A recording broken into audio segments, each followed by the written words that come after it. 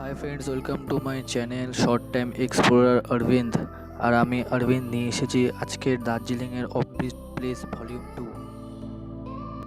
আজকে তিনচুলে আর লামাহাটা এই দুটো অফবিট প্লেস আমি এক্সপ্লোর করব। চ্যানেলটা অবশ্যই লাইক, কমেন্ট, শেয়ার এবং সাবস্ক্রাইব করে রেখো। এখন আমি টাকদান অর্কিড ফার্ম থেকে সোজা চলে যাচ্ছি তিনচুলের দিকে।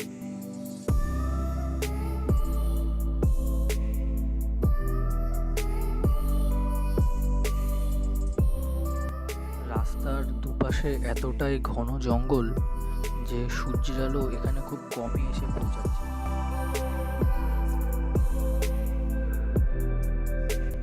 এখন আমরা চলে এসেছি তিনচুলেতে। এটা একটা কাঞ্চনজঙ্ঘা ভিউ পয়েন্ট, তবে এখানে আপনি 5-10 মিনিটের জন্য দাঁড়াতে পারেন, এর বেশি এই জায়গাতে দেখা যাচ্ছে না।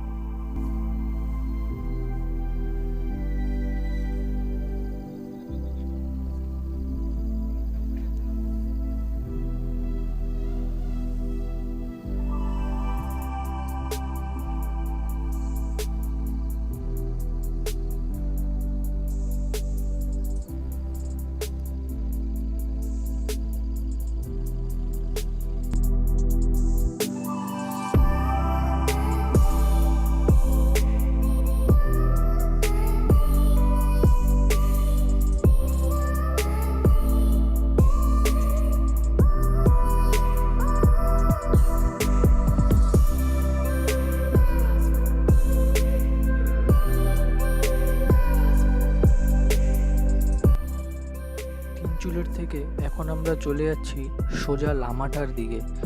রাস্তাটা খুবই সুন্দর, দুদিকে চা বাগানে ভরা।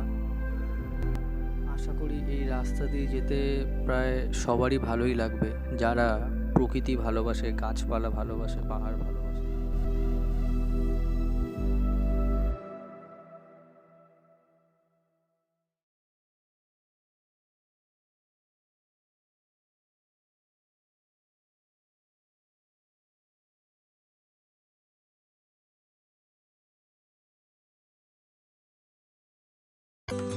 এখন আমরা চলে এসেছি লামাহাটা ইকো পার্কে। অনেকে এটাকে লামাহাটা লেকও বলে, কারণ লামাহাটা পার্কের উপরে একটা ন্যাচারাল লেক আছে, তো এটাকেই মেনলি সবাই দেখতে আসে।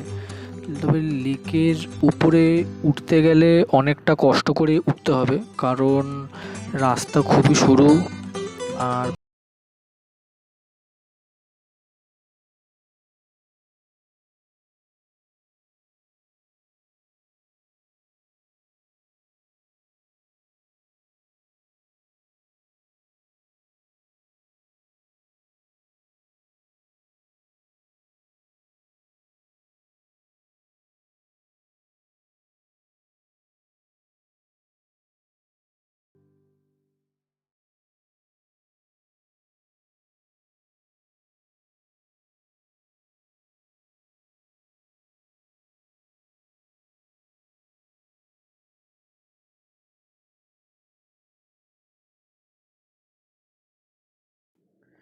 এখানে কিছু স্পট করে দেওয়া আছে, যেরকম এই স্পটটা, এখান থেকে কাঞ্চনজঙ্ঘা খুবই সুন্দর দেখা যাচ্ছিল, কারণ আমরা যখন গেছিলাম আকাশ পুরো ক্লিয়ারই ছিল।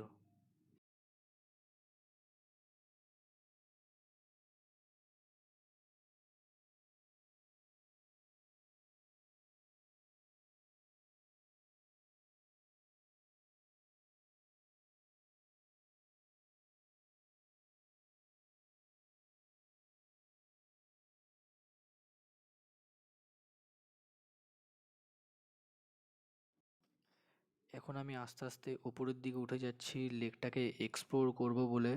এখানে দেখতে পাচ্ছ রাস্তা খুবই সরু আর পাথরের। বর্ষাকালে কেউ যদি এখানে আসো তাহলে ওপরে ওঠাটা একটু কষ্টকর হয়ে দাঁড়াবে, কারণ এখনই রাস্তা স্লিপ, সো বর্ষাকালে রাস্তাটা আরও স্লিপ হয়ে যাবে। রাস্তার দুপাশ থেকে সুন্দর সুন্দর ফুলের গাছ আছে, তবে যত ওপরে উঠবো রাস্তা ততটাই স্লিপারি হয়ে যাচ্ছে, কারণ ওপরটা যেহেতু সূর্যের আলো ঠিকঠাক পৌঁছাচ্ছে না আর খুবই ঘন জঙ্গল, তাই জায়গাটা একটু স্যাঁতস্যাঁতে আছে। তোমরা এখানে যদি আসো তাহলে একটু তাড়াতাড়ি আসার চেষ্টা করবে, কারণ বিকেল বেলা তো এখানে ওঠাই যাবে না। আর দুপুর 3টের পর থেকে প্রায় উপরটা অন্ধকার হতে থাকে। এখানে পাহাড়ের বিভিন্ন ধরনের ফুলের গাছ আছে, যেগুলো দেখতে খুবই ভালো লাগবে। আর তোমরা এখানে চেষ্টা করবে একটু তাড়াতাড়ি আসার, কারণ নিচ থেকে ওপরের ডিস্টেন্সটা কিন্তু অনেকটাই।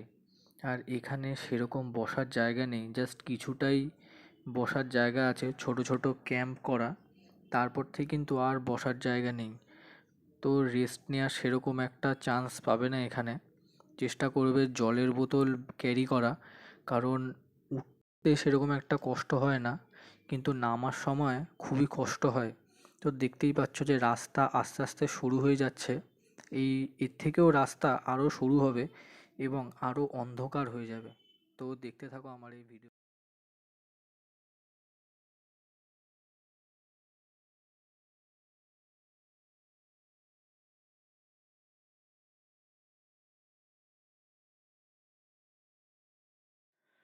তো বন্ধুরা, ভিডিওটা যদি তোমার ভালো লাগে তো অবশ্যই লাইক করো এবং কমেন্টসে জানাও ভিডিওটা কেমন লাগলো।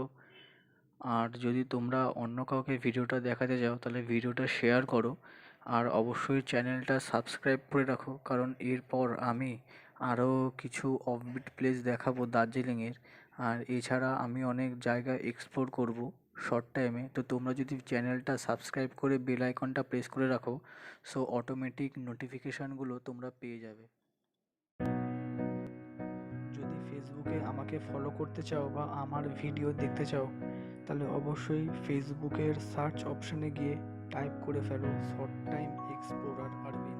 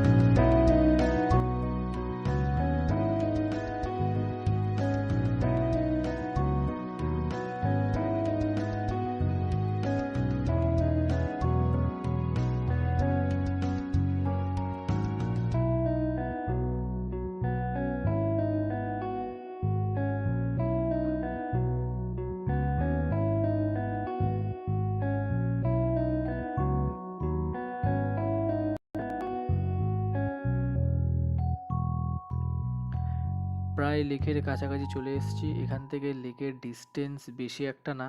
যেহেতু আমি এখানে অনেক তাড়াতাড়ি এসেছিলাম, তাই সূর্যের আলো এখানে কিছুটা হলেও দেখতে পাচ্ছি, কিন্তু যখন আমি নামছিলাম ঘড়িতে প্রায় 4টে বেজে গেছিলো। তার জন্য নামার সময় খুবই প্রবলেম হয়েছে, কারণ উপরটা পুরো অন্ধকার হয়ে যায়। আর আবারও একটা কথা বলছি, এখানে কিন্তু বর্ষাকালে আসার চেষ্টা করো না, কারণ রাস্তা নর্মাল টাইমে খুবই স্লিপ থাকে। আর অবশ্যই জলের বোতল ক্যারি করো এখানে আসতে গেলে।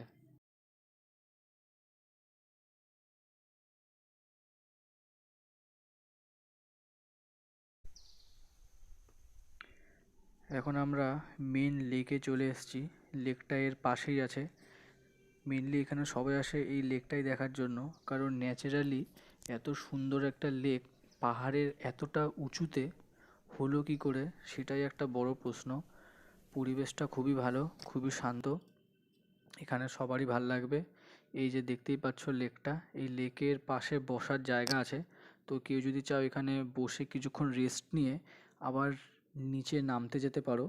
তবে আরেকবার বলবো আমি যে অবশ্যই তোমরা এখানে গ্রীষ্মকালে এবং শীতকালে এসো, বর্ষাকালটা অ্যাভয়েড করার চেষ্টা করো, কারণ বর্ষাকালটা একটু রিস্কি হয়ে যাবে এখানে আসার জন্য। ভিডিওটা শেষ অবধি দেখার জন্য অসংখ্য ধন্যবাদ। পরবর্তী ভিডিওগুলো দেখার জন্য চ্যানেলটা সাবস্ক্রাইব করে অবশ্যই বেল আইকনটা প্রেস করে রাখো।